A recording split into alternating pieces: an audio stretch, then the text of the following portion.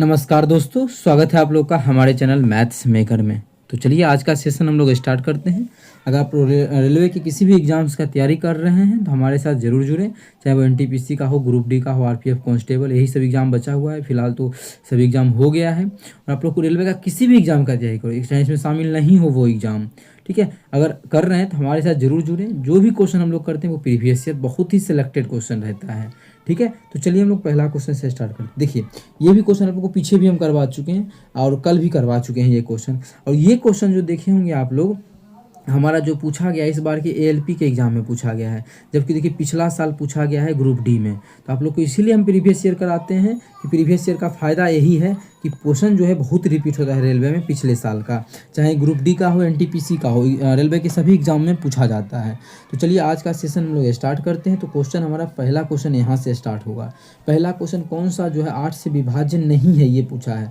कौन सा जो है 8 से विभाज्य नहीं है, एकरा में 8 से भाग नहीं लगेगा। तो 8 के विभाज्यता का नियम आप लोग को हम बहुत ही बेहतरीन सिखाए हैं। एक नियम, क्या नया नियम जो बताएं। पहला नियम तो बचपन से तो आप लोग यही पढ़ाते आए हैं, जब से पढ़ा रहे हैं, क्या कि अगर लास्ट का 3 को नंबर में 8 से भाग लग रहा है तो बोलेंगे उस संख्या में भी 8 से भाग लगेगा। लेकिन उस समय क्या होता था कि इस तीनों को चेक करना पड़ता था। अब क्या है कि नहीं करना है आप लोगों को, नहीं, क्या 8 से चेक करना है। तो देखिए पहले ये देखिए तीसरा नंबर पे क्या है, सम है कि विषम है। तो यहाँ पे बोलिएगा 7 क्या है, विषम है। तो जब भी विषम हो तो एकरा में 4 जोड़ दीजिए। जब 4 जोड़ेंगे तो 96 होगा। क्या 96 में 4 से भाग लगता है, 8 से भाग लगता है, 12 8 96, हाँ लगता है। इसका मतलब इस संख्या में भी 4 से भाग लगेगा। हमसे पूछा कौन सा नहीं लगेगा, कौन सा जो 8 से विभाज्य नहीं है। तो ये विभाज्य है, तो आंसर होगा नहीं। अब देखिए इसमें भी 4 है सम संख्या। जब 4 सम संख्या है तो डायरेक्ट हम 12 में ही लेके देखेंगे, क्या 12 में भाग लगता है, 8 से नहीं लगता है। इसका मतलब इस संख्या में भी भाग नहीं लगेगा। कितना होगा, इस संख्या में भी भाग नहीं लगेगा। आगे आप चेक कर सकते हैं। जैसे इसमें भी इसको हटाएंगे, क्या है, ये विषम संख्या है। तो 12 में 4 जोड़ देंगे तो 16 हो जाएगा। 16 में 8 से लगता है, हाँ लगता है, इसमें भी लग जाएगा।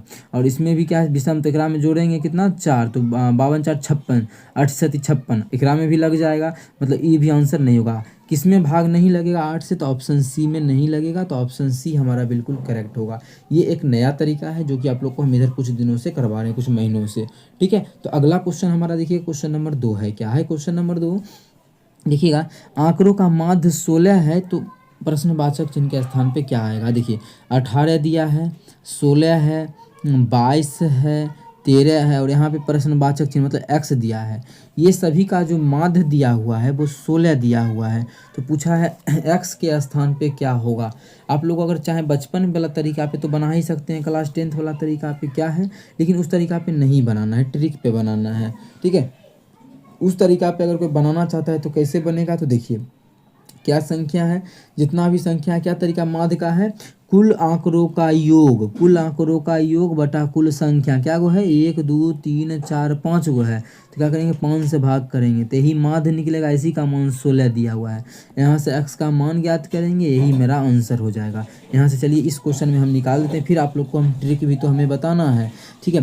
लेकिन इसमें क्या है कि बहुत ज़्यादा कैलकुलेशन करना पड़ता है, इतना ज़्यादा जोड़ना पड़ता है, घटाना पड़ता है। तो देखिए 18 16 इसे तीनों को जोड़ेंगे तो 3 2 5 6 11 11 8 19 19 के 9 बाकी 1 1 2 3 2 3 2 5 5 1 6 69 और प्लस x बराबर कितना हो जाएगा, ये 16 5 80 हो जाएगा। तो यहाँ से देखिए x का जब मान निकालेंगे तो 80 तो 11 आ जाएगा। कितना आ जाएगा, 11। तो ऑप्शन बी हमारा बिल्कुल करेक्ट होगा। तो x के स्थान पर जो आ गया वो 11 आ गया। लेकिन ये तो हुआ बेसिक। बेसिक से भी बोलिएगा तुरंत बन गया, तो हाँ बेसिक से भी क्वेश्चन छोटा सा था तो तुरंत बन जाएगा, जल्दी इसका आंसर आ ही गया। तो कोई बात नहीं, आप लोग निकाल सकते हैं। लेकिन अगर कोई बच्चा चाहना चाहता है नहीं हम दूसरा तरीका ही सीखना चाहते हैं ट्रिक इसका, तो हम जो है उसका ट्रिक भी आप लोग को हम समझाते हैं यहाँ से। तो देखिए दूसरा क्वेश्चन का इसका दूसरा ट्रिक क्या है। सबसे पहले माध्य जितना है, माध्य हमारा दिया हुआ कितना है, सबसे पहले इस पे ध्यान दीजिए। माध्य जो दिया हुआ है इस क्वेश्चन में वो हमें दिया हुआ है 16। तो ये देखेंगे 16 से कौन कितना अधिक है होना। देखिए एक्चुअल में 16 दिया है और ये ले कितना लिया है, 18 ले लिया है। ये तो ज़्यादा ले, कितना ज़्यादा ले लिया है, ये 2 ज़्यादा ले लिया है, 2 ज़्यादा ले लिया है माध्य से। 2 ज़्यादा ले लिया है। तो हमें इसमें क्या करना पड़ेगा, 2 ज़्यादा लिया है तो 2 हमें घटाना पड़ेगा। ये 16 जीरो, ये क्या किया है 22 ले लिया है, तो कितना ज़्यादा ले लिया है 22 4 6 ज़्यादा ले लिया है, तो 6 घटाना पड़ेगा। और ये कम ले लिया है, कितना 3 कम, तो 3 जोड़ेंगे, ठीक है। और ये बेचारा पास 16 का 16 ही रहेगा, क्योंकि ये एक्स है मान, ये नहीं पता इसका मान। तो ओवरऑल अगर हम इधर का देखें सिर्फ इसका मान, तो कितना आ जाएगा, यहाँ से देख सकते हैं। जब यहाँ से हम इसको देखेंगे तो ओवरऑल अगर देखा जाए तो 6 2 8, -8 में से 5 3 जोड़ेंगे तो -5 आ जाएगा। कितना आ जाएगा, -5। मतलब इधर अगर देखें तो 5 अधिक था, तो हमें 5 कम करना पड़ेगा, किस में, एवरेज में। तो एवरेज कितना था, 16 था। तो मानिए इसका हमें नहीं पता, डायरेक्ट समझिए, तो 16 था एवरेज, तो 16 में 5 कर देंगे कम, तो ये जगह 11। या फिर दूसरा तरीका भी क्या हम माने थे, इसको 16 माने थे, तो एवरेज क्या होगा, 5 कम होगा, क्योंकि देखिए -5 बच रहा है, तो 11 होगा। एक्स का जो माना जाएगा 11 आ जाएगा। तो बिना जोड़े घटाए देखिए इतना जो कैलकुलेशन किए, इस प्रकार से आंसर आप लोग निकाल सकते हैं, जो कि ऑप्शन बी आया। तो ऑप्शन बी हमारा इस क्वेश्चन का बिल्कुल करेक्ट आंसर हो जाएगा। कौन सा ऑप्शन, ऑप्शन बी। उम्मीद करते हैं समझ में आया होगा। चलिए अगला क्वेश्चन कर लेते हैं। क्वेश्चन नंबर हमारा क्वेश्चन नंबर 3 है। क्या है क्वेश्चन नंबर 3, देखिएगा। इस क्वेश्चन में भी आसान तरीका है, इस प्रकार से दिया गया है सभी का, ठीक है। बॉलीवुड का, सितारा का, इसका, SRK का, इसका इस प्रकार से सभी का यहाँ पे दर्शाया गया है। हमसे पूछा क्या है क्वेश्चन में, यहाँ चलते हैं। SRK को पसंद करने वाले लोगों की तुलना में, तो SRK को पसंद करने वाले लोगों की तुलना में कितना है, 25% है। तो कुल मानिए जितना भी मान लेते हैं, कुल 100% होता है, तो उसका 25% लिख देते हैं, ठीक है। और SK को पसंद करने वाले का अनुपात, SK कहाँ है, SK जो हमारा है वो SK इसमें 30% है। कितना है, SK जो हमारा है वो 30% है, तो इसका हमें अनुपात बताना है 30% का, ठीक है। 30%, यहाँ से देखिए होगा क्या, इसमें प्रतिशत से प्रतिशत हमारा कट जाएगा, ठीक है। 5 से काटेंगे तो 5 5 25 हो जाएगा, ये 5 6 के 30 हो जाएगा, तो 5:6 हो गया, जो कि ऑप्शन नंबर बी में है। तो ऑप्शन बी हमारा बिल्कुल करेक्ट आंसर हो जाएगा। कौन सा ऑप्शन, ऑप्शन बी। उम्मीद करते हैं समझ में आया होगा। चलिए अगला क्वेश्चन, क्वेश्चन नंबर 4 पे चलते हैं हम लोग। तो अगला क्वेश्चन हमारा है क्वेश्चन नंबर 4। देखिएगा क्वेश्चन नंबर 4 क्या है, इसमें कुछ दिया हुआ है, BC समांतर है DE के। तो कहाँ है BC, तो आप लोग देखिएगा कि BC जो हमारा दिया हुआ है, B और C, ये देखिए BC यहाँ पे है। ये जो BC है ये समांतर है किसके, DE के, और यहाँ पे DE है। ये दोनों रेखा क्या है, एक दूसरे के समांतर है, ठीक है। और आगे x का मान पूछा है, तो x हमारा है कहाँ पे, यहाँ पे। बहुत सारा तरीका है इस क्वेश्चन को सॉल्व करने का। आप लोग को रेखा और कौन, कल या परसों से लगातार आप लोग को मिल रहा होगा। जो कुछ चैप्टर छूटा है सब क्वेश्चन होगा सभी चैप्टर का। आप लोग बस पेशेंस रखिए, और थोड़ा सा हम जोड़ घटाव इधर उधर हो जाता है तो उसको आप लोग मैनेज कीजिए। ऐसे हम कोशिश करेंगे नहीं हो, ठीक है। तो ऐसा कुछ प्रॉब्लम था कुछ दिनों से, इसीलिए हम वीडियो पे नहीं ध्यान भी दे रहे थे, इसीलिए कुछ गलती भी हो रहा था। कभी हम 4 में 5 हो रहे थे, 9 को 8 लिख रहे थे, इसलिए टेंशन था थोड़ा सा। लेकिन अब वो सब दिक्कत हम कोशिश करेंगे नहीं हो, जहाँ का टेंशन तहाँ रखेंगे। लेकिन अगर हुआ है तो उसके लिए हम क्षमा चाहते हैं आप लोगों से, ठीक है। चलिए हम इसका हमें मान ज्ञात करना है। सबसे पहले एक देखिए, ये क्या है, एक सीधा प्रतिच्छेदी रेखा है, ठीक है, प्रतिच्छेदी रेखा है, ठीक है। अब देखिए थोड़ा सा क्या करेंगे यहाँ पे, कष्ट अपने मन समझने के लिए इसको थोड़ा सा करेंगे, आगे बढ़ा देंगे इसको अपने मन से। अगर थोड़ा सा हम चाहे तो आगे अगर बढ़ा दें तो बेजा हुआ यहाँ पे हम थोड़ा सा इसको आगे बढ़ा देते हैं, ऐसे बढ़ा दिए।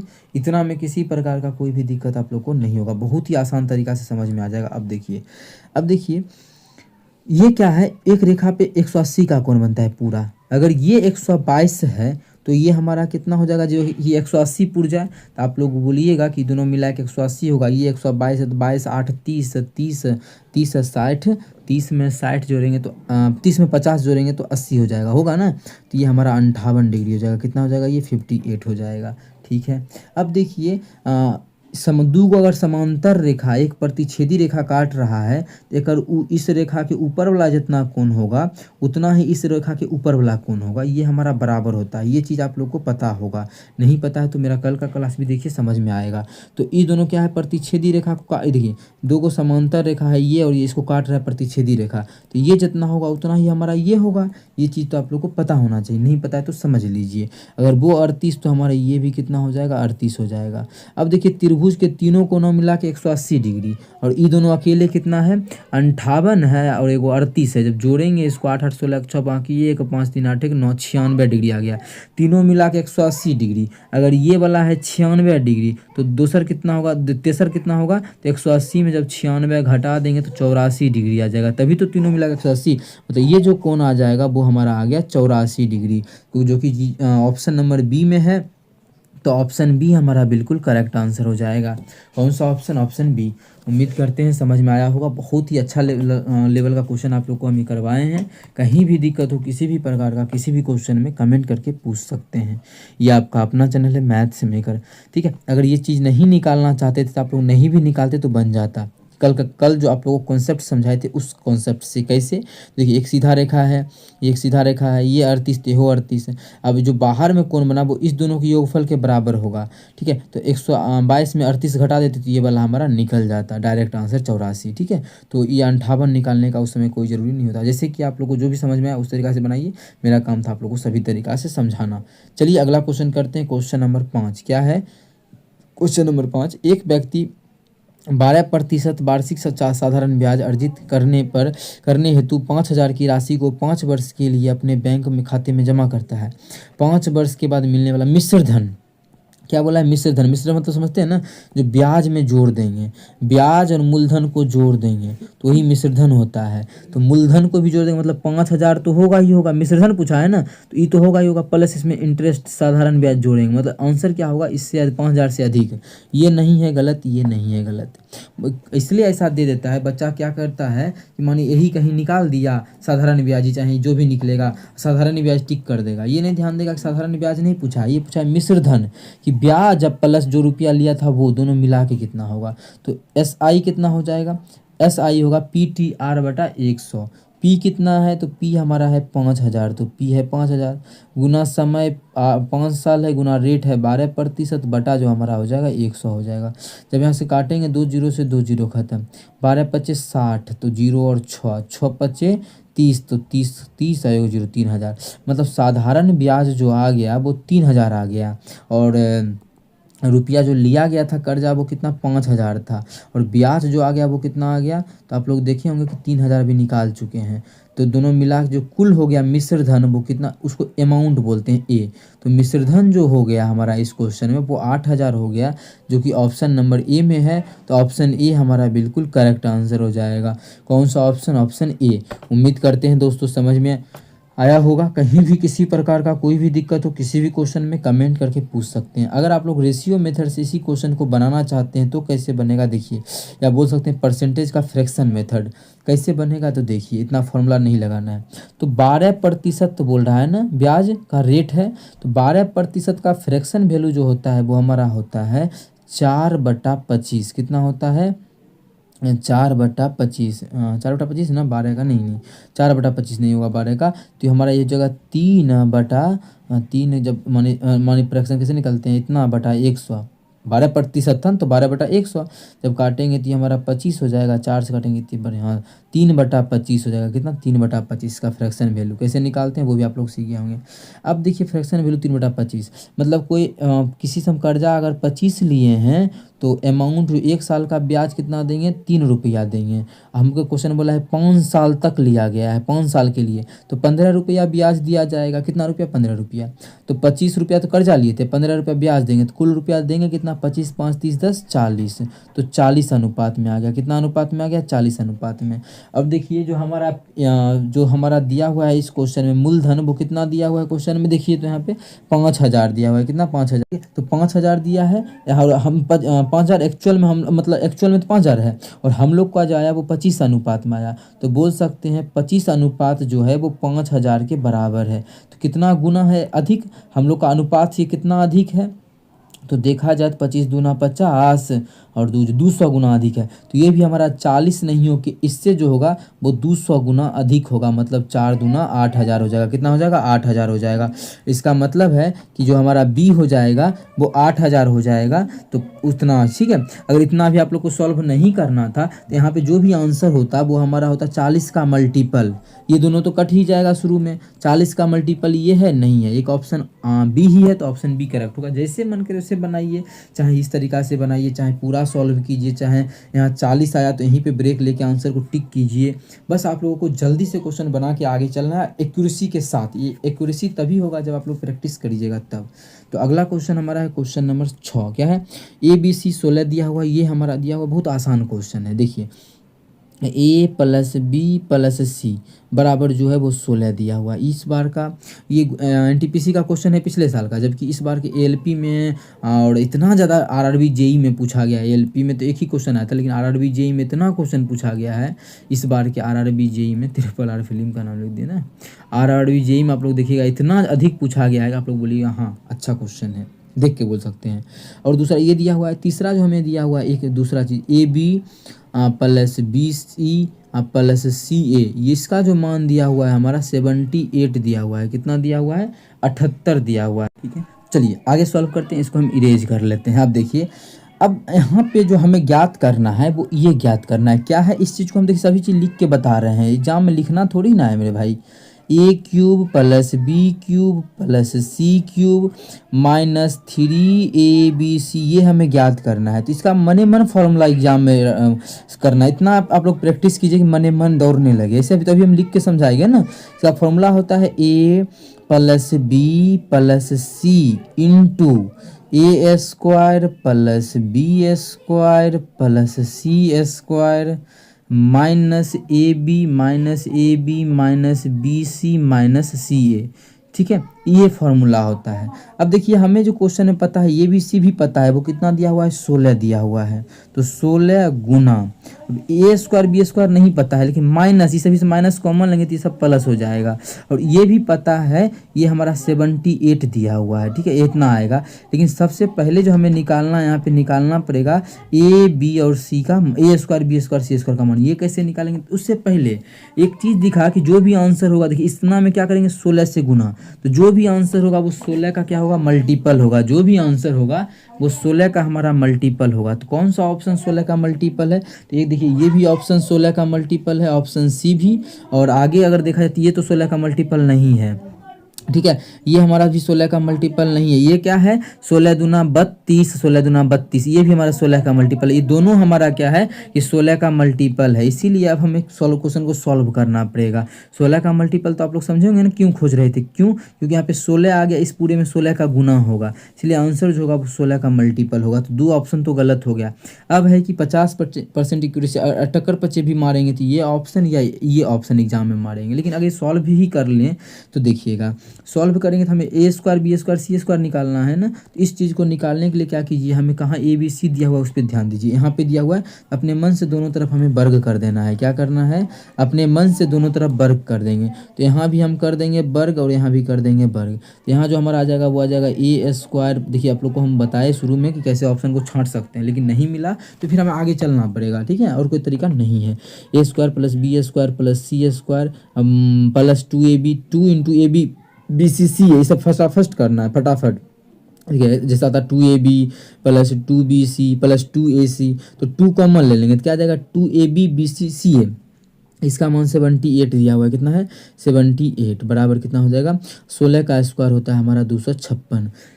16 का स्क्वायर होता है वो हमारा 256 होता है। ये सभी चीज़ आप लोग को याद रखना चाहिए। 16 कम से कम 50 तक का स्क्वायर, तो 16 का जो स्क्वायर होता है कितना होता है? 256। तो ये 256 हो गया। अब हमारा ये दोनों उधर जाके घट जाएगा, तो डायरेक्टली हम यहाँ पे क्या करते हैं, इस दोनों को इधर प्लस में है, उधर ले जाके अभी घटा ही लेते हैं।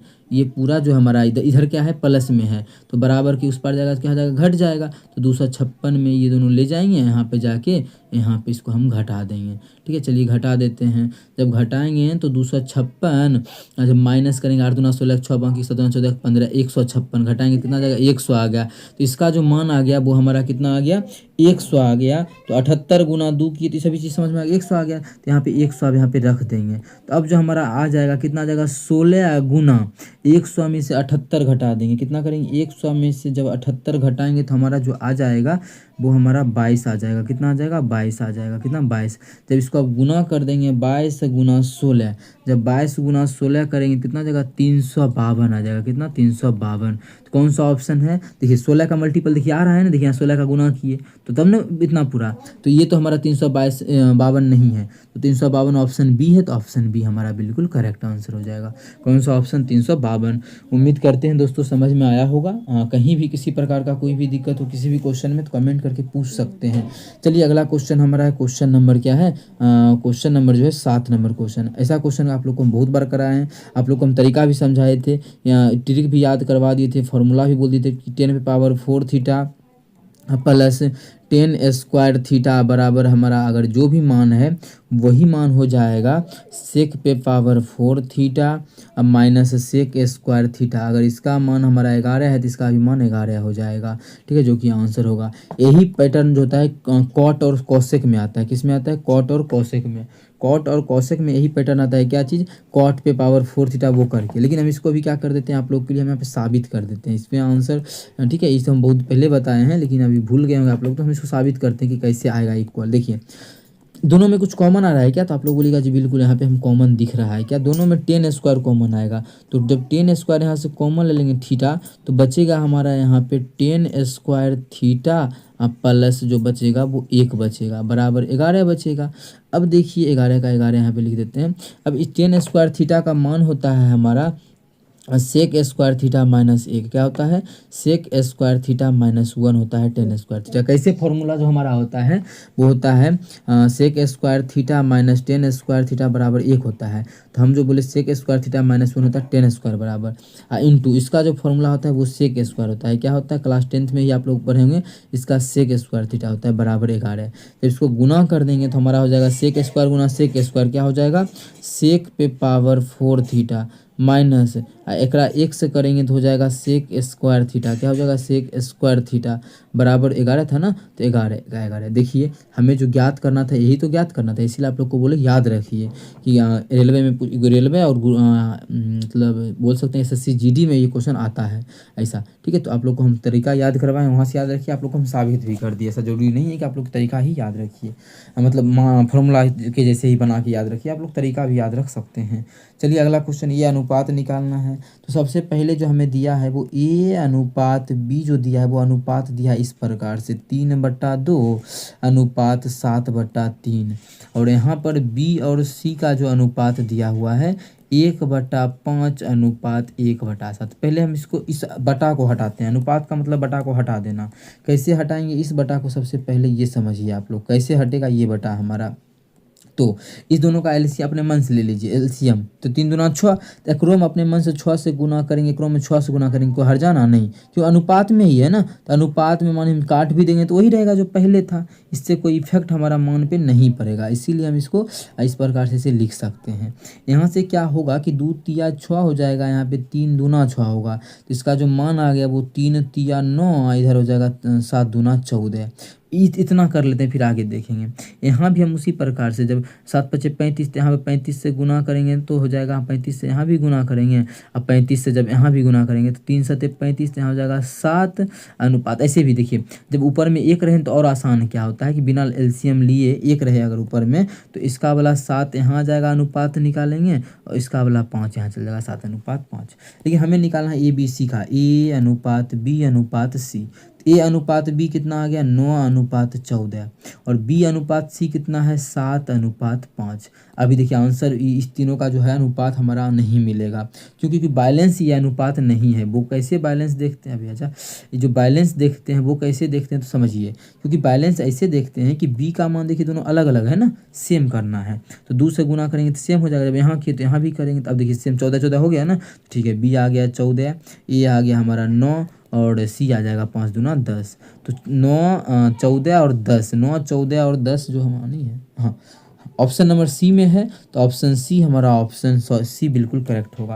अगर अच्छा लगता है क्वेश्चन समझ में आता है तो ज़रूर अपने सभी दोस्तों के साथ ज़रूर शेयर करें। आप लोग शेयर तो नहीं ही करते हैं लेकिन करना चाहिए, जब आप लोग को अच्छा लगता है तब।